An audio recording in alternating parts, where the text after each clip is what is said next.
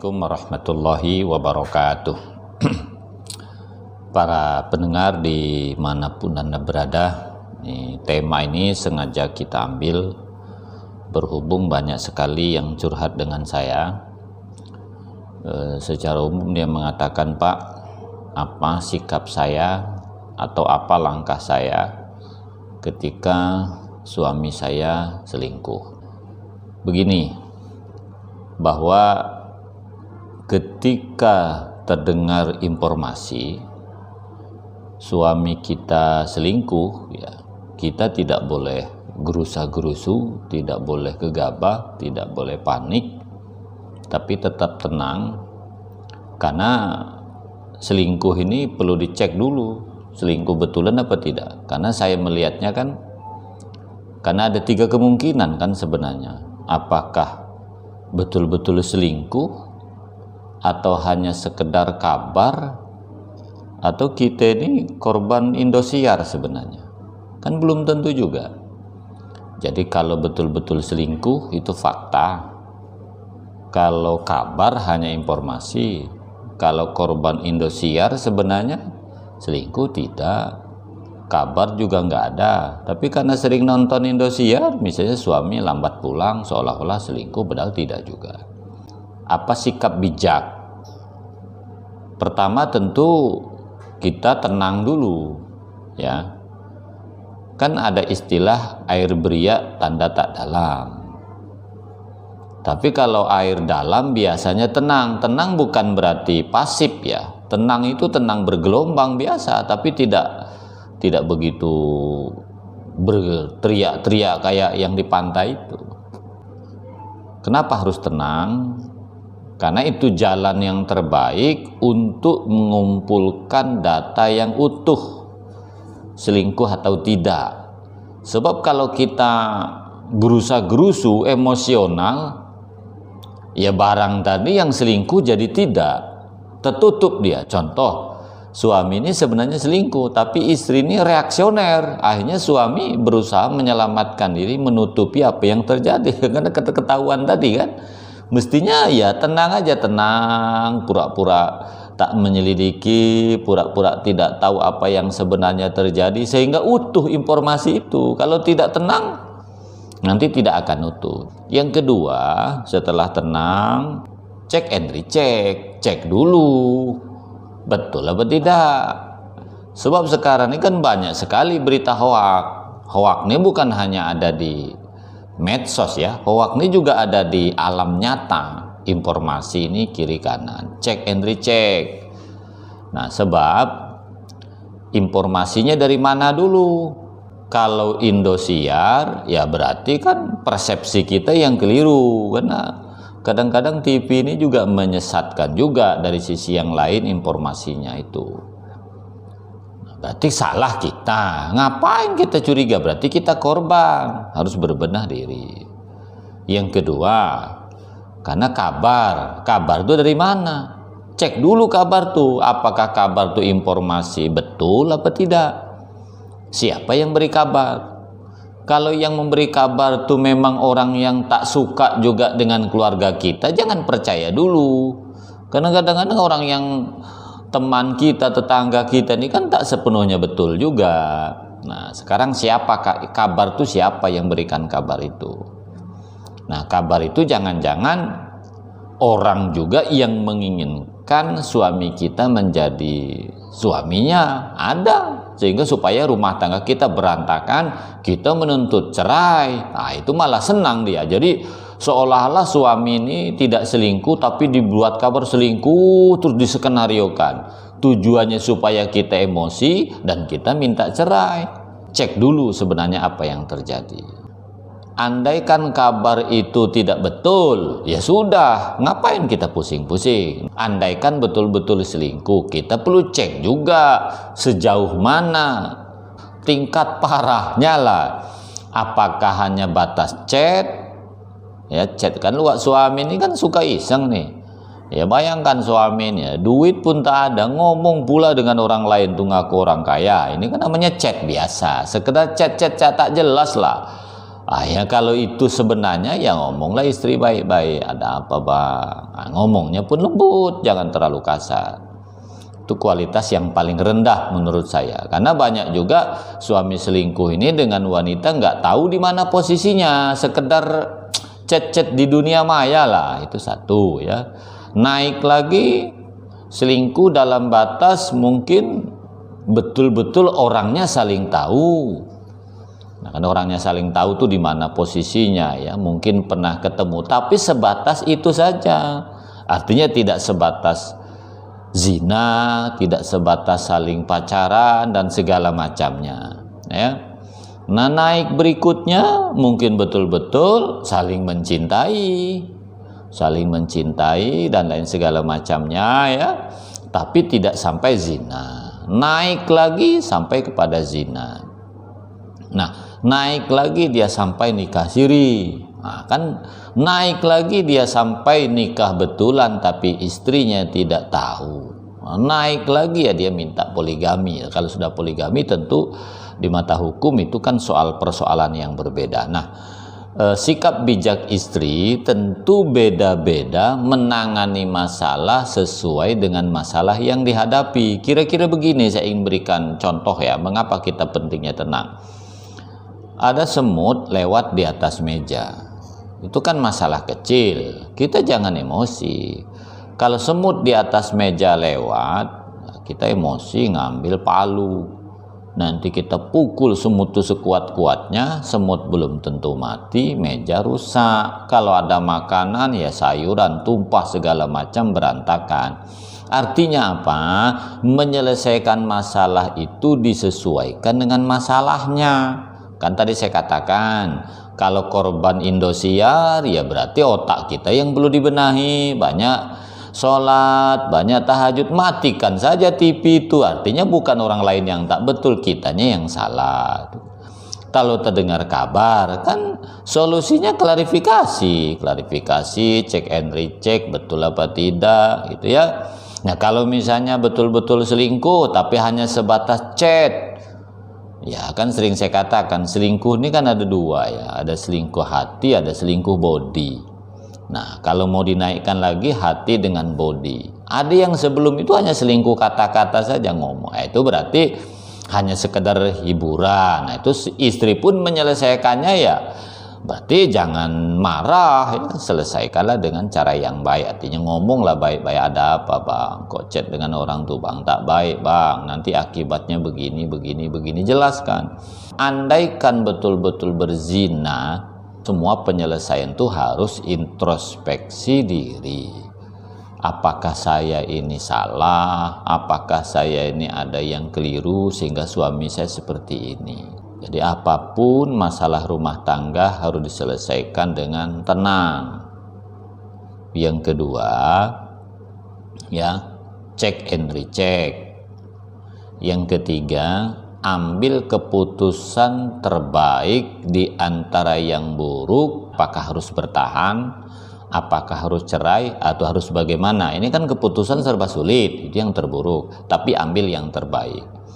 Andaikan keputusan cerai pun tetap harus mengambil jalan yang terbaik. Artinya cerai, betul, cerai tetap ditetapkan, tetapi mana jalan yang terbaik di antara cerai-cerai yang ada itu, sehingga intinya jangan sampai banyak menimbulkan korban, baik korban harta, korban keluarga, korban persaudaraan dan segala macam. Saya kira itu, mungkin nanti ada yang belum jelas silahkan bertanya. Saya kira itu, Mas. Baik pendengar, itu dia sedikit pengupas ya kita tentang topik dari pagi hari ini. Sangat menarik sekali, keluarga Sakinah bersama Ustaz Marina Sage. Jika tidak untuk suami selingkuh terlihat itu harus ya. Ini Pak Ustaz, ini yang sangat menarik ya. Nah, kalau ini memang yang biasa tersaji itu apakah selalu istri? Kenapa tidak ada suami gitu? Kadang ada jadi komplain juga bahkan.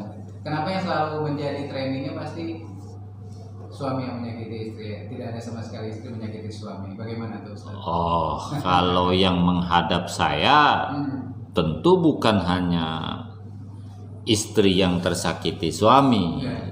Suami pun banyak juga jadi korban istri ini ya, malah ada yang babak belur mukanya ya. karena sebenarnya istrinya yang selingkuh seperti itu. Jadi sebenarnya semua teman-teman yang mendengarkan radio ini ya, kenapa saya selalu menyebutkan istri yang sering jadi korban?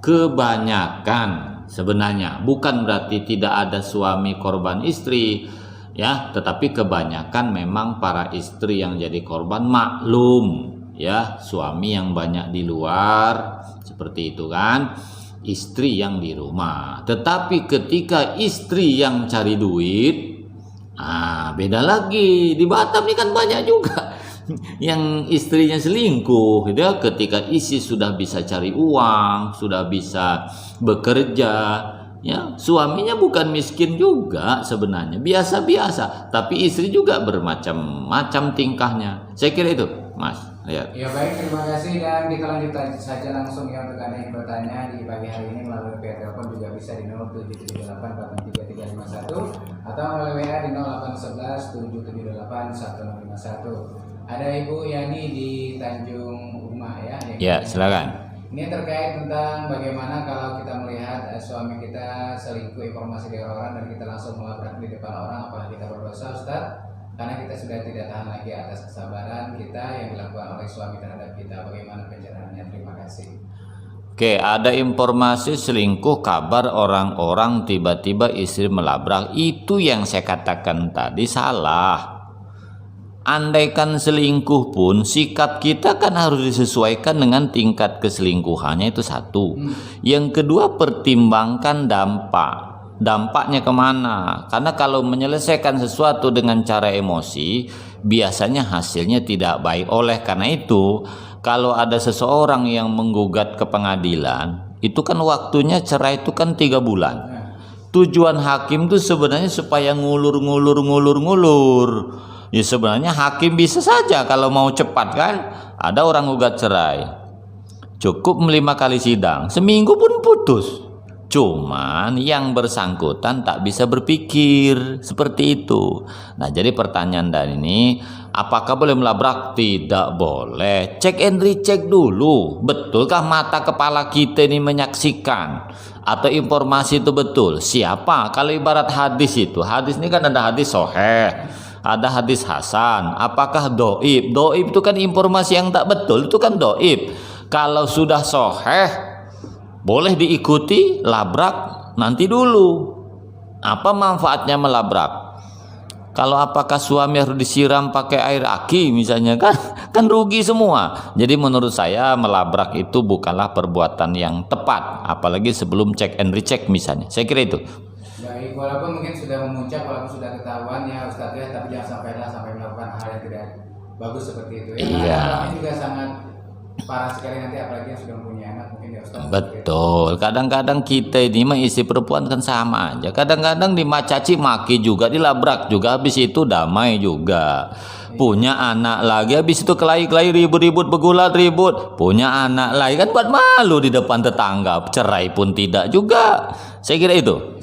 Baik, terima kasih. Lanjut lagi, ada Ibu Sri di Batu Aji. Assalamualaikum Ustaz Mariono. Waalaikumsalam. Ya. Terkait tentang cekcok yang sering terjadi di rumah tangga, walaupun sudah hampir 7 tahun rumah tangga, namun kadang-kala ada saja sakit hati, marah terhadap suami, dan suami pun kadang diam tapi tiba-tiba marah. Kadang kata-kata cerai terkeluar dari mulut suami, dan saya juga minta cerai. Bagaimana Ustaz? Tapi kami kadang damai saja dan rujuk lagi. Bagaimana hukumnya ini Ustaz? Terima kasih. Pertama, untuk ibu yang bertanya ya, siapapun akan mengalami hal yang sama. Mau pejabat, mau orang kaya, mau orang miskin, mau suku apapun, mau ustadz atau tidak, masalah pasti ada. Kenapa? Ada 2 sebenarnya pemicunya ya. Kebosanan itu pasti akan terjadi. Ya. Yang kedua, ya, bahwa kelemahan akan terlihat. Ini contoh saja Ibu ya, khusus yang bertanya nih. Saya misalnya punya mobil sekarang R3. Kalau saya beli kemarin 200 juta. Nah, ada kawan saya karena mampu beli mobil Fortuner terbaru 680 juta. Ini sama-sama 2 tahun ini karena kawan akrab ya, teman akrab lah. Ternyata Yang punya mobil 670 juta itu pun marah-marah dia dengan mobil tuh. Yang bensin mahal lah, ada gardannya rusak sampai 20 juta lah. Sementara yang punya saya aman-aman saja pun. Nah, apa artinya Bapak Ibu khusus yang bertanya ini? Seperti apapun baiknya suami kita atau istri kita, tingkat kebosanan itu pasti ada. Oleh karena itu wajar saja kalau marah-marah. Yang kedua, apa ya, kelemahan tuh ketahuan. Kalau awal-awal kan tidak tahu dia, karena ada yang ditutup-tutupi. Contoh, suami melihat istri kok sebelum nikah lembut, nah setelah nikah ya Allah mak setannya udah keluar semua. Itu kira-kira seperti itu ya. Nah pertanyaannya apakah boleh? Tidak boleh, apalagi suami sampai mengucap kalimat talak. Tahu nggak ibu? Suami ngucap talak tuh kan kadang-kadang dipancing-pancing juga. Ini kadang-kadang istri ceraikan aku, ceraikan aku, ceraikan aku. Nanti suami itu pening juga kepala tuh, ceraikan betulan, baru nyesal dia. Ibu tidak boleh apalagi sampai memancing kalimat cerai itu keluar. Saya kira itu, Pak ya.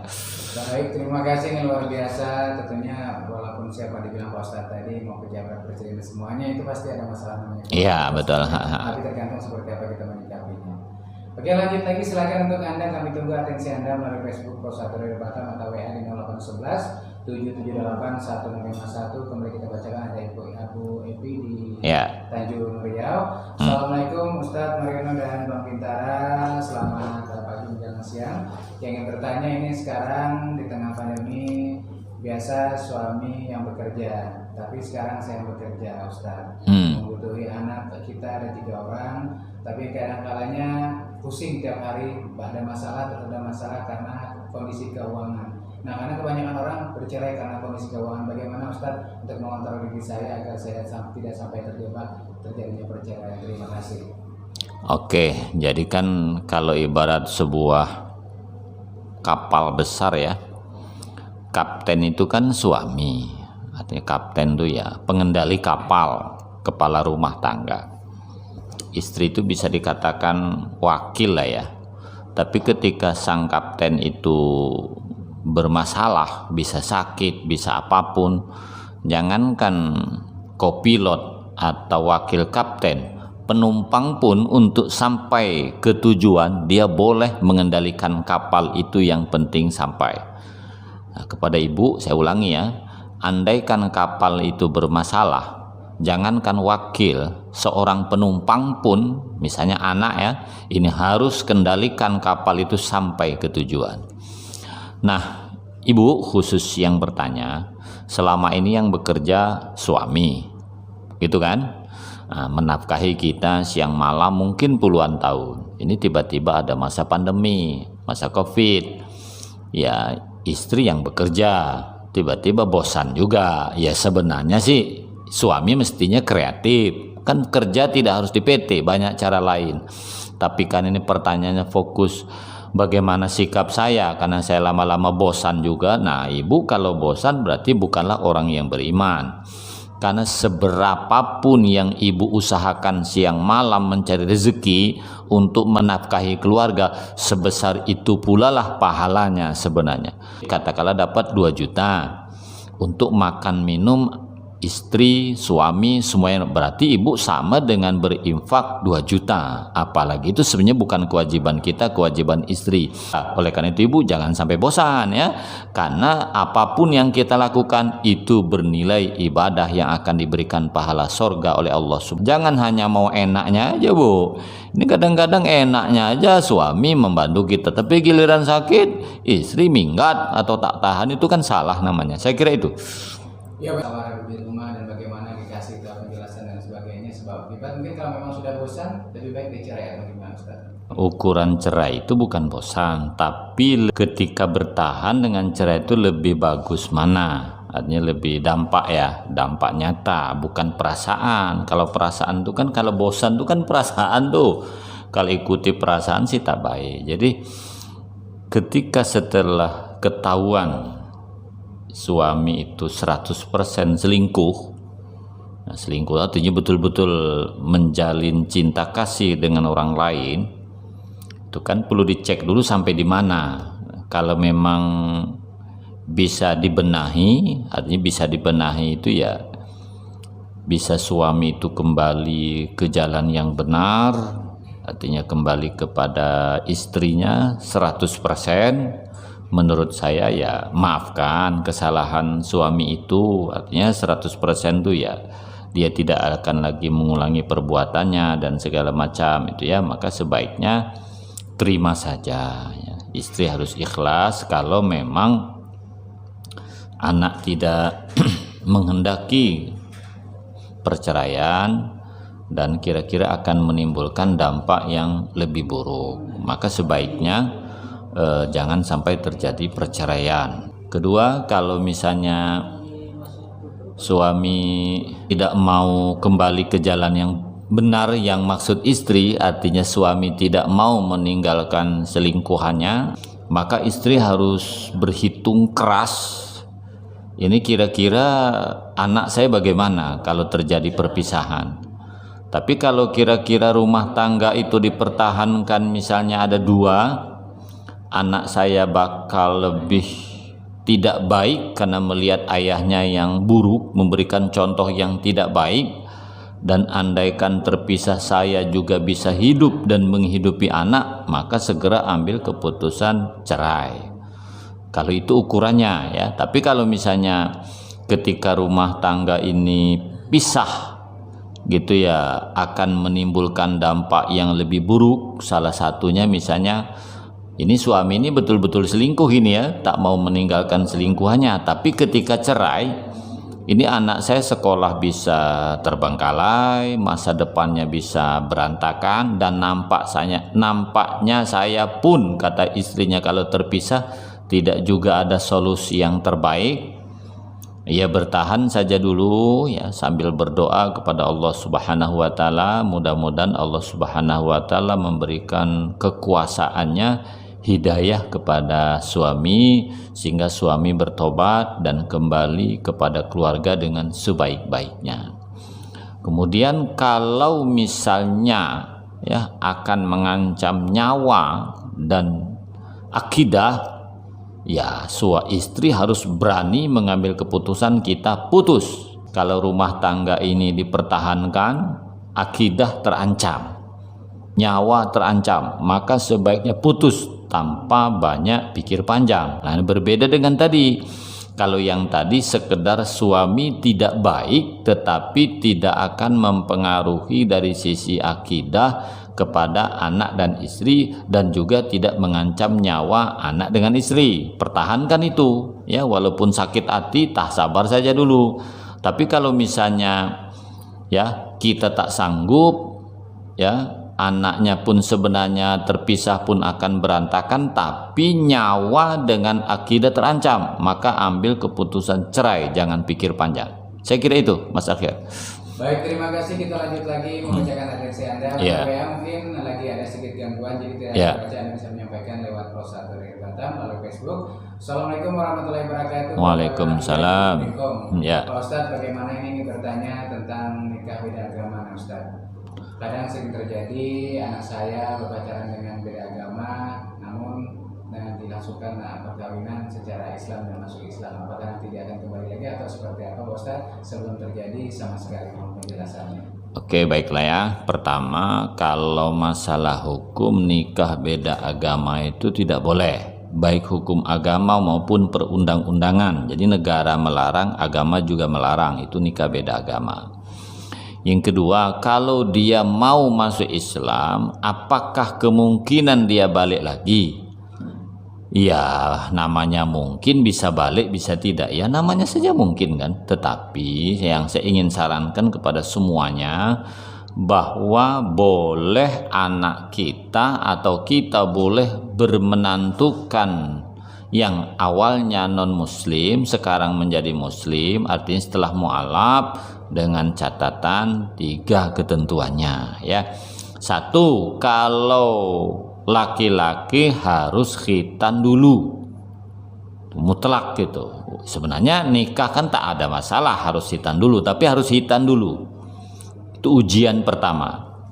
Ujian kedua, dia harus bisa ngaji dulu, harus baca Quran dulu, bukan sekedar syahadat. Ini kan jadi masalah, ini kan syahadat hari ini 10 hari kemudian nikah, itu tak betul.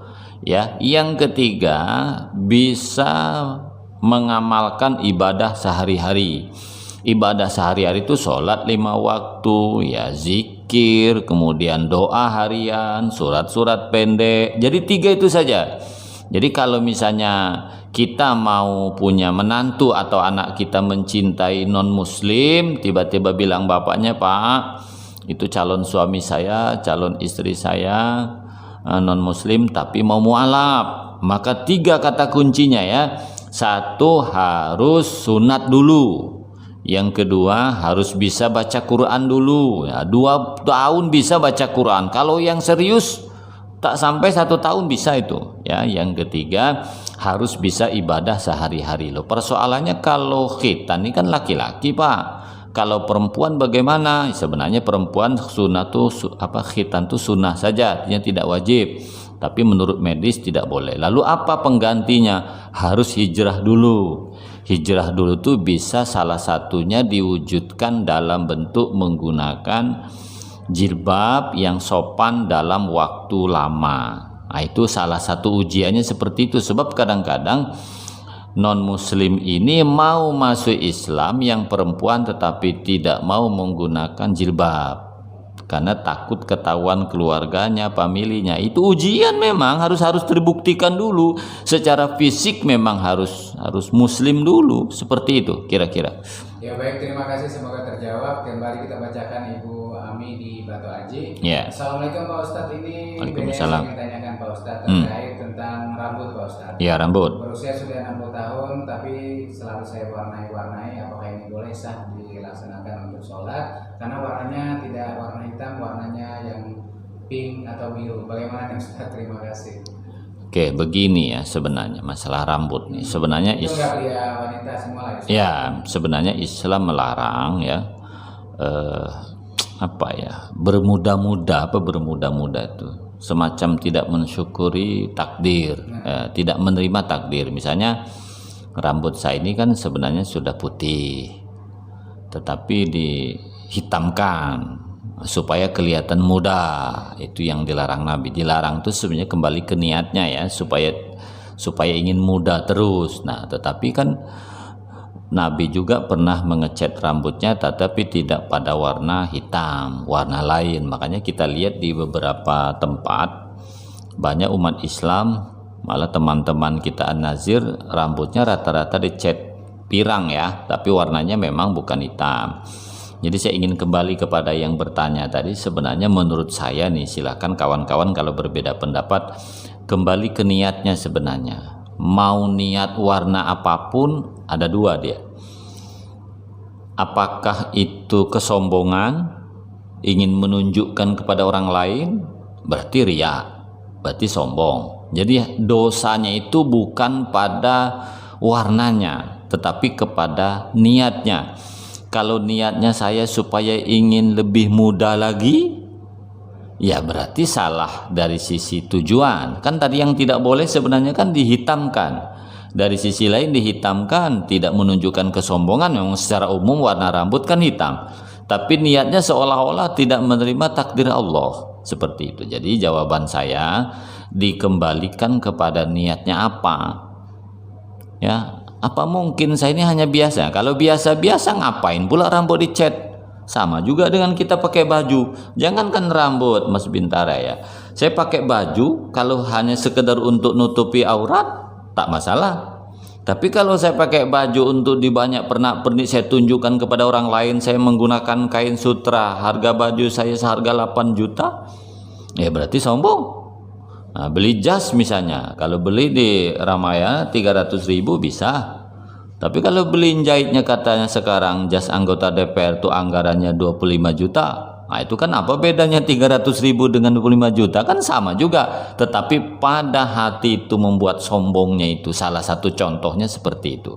Saya kira itu jawaban saya. Baik, artinya kembali lagi ke hati Ustaz. Iya, betul. Yang pertama Iya. Sebenarnya lebih bagus asli ya, putih-putih asli gitu. Iya, tergantung kembali ke niat tadi kan. Mungkin ada kala juga Pak Ustadz Iya. tidak ingin terlihat lebih tua karena biasa rambutnya udah putih Iya, iya, iya. Catlah warnanya. Ah. Baik, terima kasih, semoga terjawab Bu Ami tadi di Batu Haji. Pertanyaan terakhir kita bacakan. Assalamualaikum warahmatullahi wabarakatuh. Selamat siang Ustaz Mariono dan Ibu Fitri di Sekupang. Yang ingin ditanyakan nih Pak Ustadz terkait tentang wakaf nih Pak Ustadz. Bagaimana kalau kita niat ada orang yang berutang sama kita, tapi kita lupa untuk mengembalikannya karena lupa orangnya, namanya sudah beberapa tahun, apakah boleh kita wakafkan ke masjid atau bagaimana biar sampai ke orangnya, karena kita tidak bisa bertemu lagi dengan orangnya. Mohon penjelasannya, terima kasih. Oke, ini sebenarnya kan bukan istilah wakaf ya, diikhlaskan gitu. Ada dua sebenarnya ya. Pertama, apa yang saya lakukan ketika ada orang lain tak membayar utang, itu ya. Karena orangnya tak ada, saya niatkan untuk wakaf masjid. Menurut saya niatnya baik. Kenapa niatnya baik? Karena mengikhlaskan tidak perlu membayar utang. Karena kan di dalam ketentuan agama ya, bahwa ketika ada orang berhutang kepada kita ya, kita wajib menagih. Kan jadi ketika kita menagih hutang tuh jangan dikira orang yang tidak baik. Justru nagih hutang kita kepada orang itu suatu kebaikan. Kita minimal mengingatkan orang itu. Tapi agama menjelaskan ketika engkau ikhlas itu lebih baik. Nah gitu ternyata. Nagih baik, mengikhlaskan lebih baik. Nah tetapi persoalan yang bertanya, dialihkan pula niat saya untuk masjid, wakaf untuk masjid, apa boleh? Saya kok melihat syarat wakaf itu apa? Kan bendanya harus ada. Nah saya misalnya oke, orang itu punya utang dengan saya 5 juta. Ya, sebenarnya itu kan sama juga dengan tidak ikhlas. Kalau begitu, tidak ikhlas kenapa tak bayar? Betul, dialihkan ke masjid tetapi tak perlu bayar. Jawaban saya kepada yang bertanya, niat mengikhlaskan baik, niatnya sudah baik, tetapi dibelokkan bahwa itu seolah-olah berwakaf untuk masjid, keliru, bisa menjadikan perbuatan yang sia-sia. Pahalanya tetap hanya pada mengikhlaskan tidak membayar hutangnya, bukan mendapatkan pahala wakafnya. Itu kesimpulannya. Saya kira itu, Mas. Baik, oke, kita habiskan. Ada dari Singapura ini Pak Ustadz. Ya, silakan. Dari Ibu Krisna di Singapura. Pak Ustadz, saya ingin bertanya, suami saya selingkuh sekali, 2-3 kali, saya biarkan sekedar menegur saja. Tapi titik puncaknya yang keempat, dia pacaran sama bocah magang SMA kelas 2 sampai lulus bocahnya, dan akhirnya ketahuan. Mas saya berjanji akan mengakhiri hubungannya, katanya. Saya bilang oke, dan dia sampai berjanji bersumpah kalau nggak akan selingkuh lagi, dan berkata kalau saya sampai selingkuh maka jatuh talak, tidak harus saya minta. Tapi Ustadz hanya bertahan 2 tahun saja, dan ternyata dia kembali berhubungan dengan si bocah itu. Yang saya tanyakan, gimanakah talaknya Pak Ustadz? Terima kasih, saya berada di Singapura. Oke, ini kan persoalan talak ya. Talak itu tidak bisa seperti itu. Talak itu bisa diucapkan, tidak bisa dijanjikan ya. Contoh begini, pokoknya kalau saya selingkuh 3 kali maka jatuh saya talak 1. Nah, itu perlu ditanya ulang baru bisa talak. Misalnya gini, ternyata betul-betul selingkuh kan, dia melanggar sumpahnya, tanya lagi, gimana itu kau tuh mentalak kan, betul tak? Kalau dia bilang tidak, ya enggak talak. Itu kan bagian yang diperjanjikan, itu yang tak betul. Karena talak itu harus tegas ya, tegas tuh aku ceraikan kamu. Nah, jadi perlu ditanya ulang. Jadi kepada yang bertanya dari Singapura ini, karena yang bertanya kan persoalan talaknya ya, tetapi saya sarankan ya, ketika suami selingkuh, deteksi dari awal, jangan dibiarkan, dikontrol saja, tapi jangan emosi. Karena suami ini ketika ketahuan selingkuh dibiarkan dia keenakan, nanti selingkuh betulan, padahal tidak sebenarnya awalnya, tapi karena mendapat peluang selingkuh betulan. Nah, berikut selingkuh dengan bocah, sudah berjanji kalau sekian, kalau balik lagi jatuh saya talak. Lalu betul-betul selingkuh, apakah jatuh talak? Belum tentu juga, kecuali ditanya ulang. Biasanya laki-laki karena sudah terucap, oke, kalau gitu saya talak, ya betul itu. Tapi kalau katanya waktu itu kan saya hanya sekedar supaya kamu balik dengan saya, nah, itu hanya strategi saja, berarti tidak talak ya. Saya kira itu.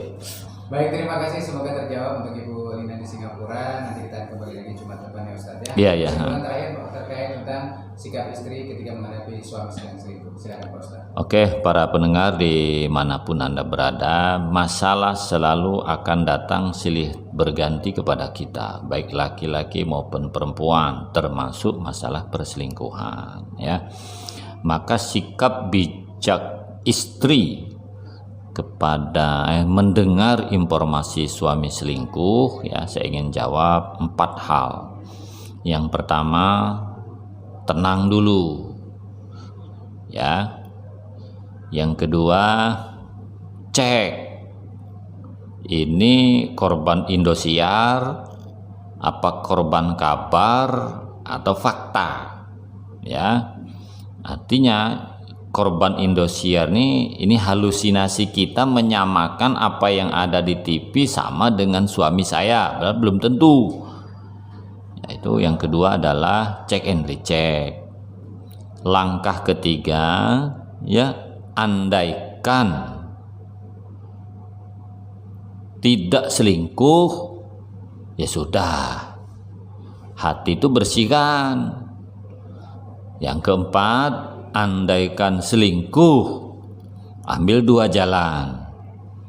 Kalau selingkuhnya tidak terlalu parah dan dia bisa kembali, andaikan terjadi perceraian dampaknya lebih buruk kepada diri, masa depan anak, dan perbuatan suami kira-kira tidak menimbulkan masalah yang lebih besar, terutama keteladanan pada anak, tak masalah. Pertahankan rumah tangga itu dengan sebaik-baiknya. Toh dosa suami dosa sedia, istri tak ikut campur. Tapi andaikan betul-betul selingkuh, rumah tangga dipertahankan dampaknya lebih buruk, terutama akidah anak dan keluarga terancam dan nyawa keluarga terancam, maka cepat ambil keputusan cerai, tak usah mikirkan macam-macam. Saya kira itu, Mas Akhir, jawaban saya. Baik, terima kasih Ustadz Marina Sage. Semoga yang disampaikan ini bermanfaat untuk Anda dalam kehidupan, dan tetap sabar dan tawakal ya. Semua itu pasti ada jalannya ya Ustadz ya. Iya, betul. Insyaallah minggu depan kita kembali dengan topik yang luar biasa lagi. Jadi tetap bersama kami di Prostat dari Batam, kanal inspirasi. Saya Bintara pamit. Wassalamualaikum warahmatullahi wabarakatuh. Waalaikumsalam warahmatullahi wabarakatuh.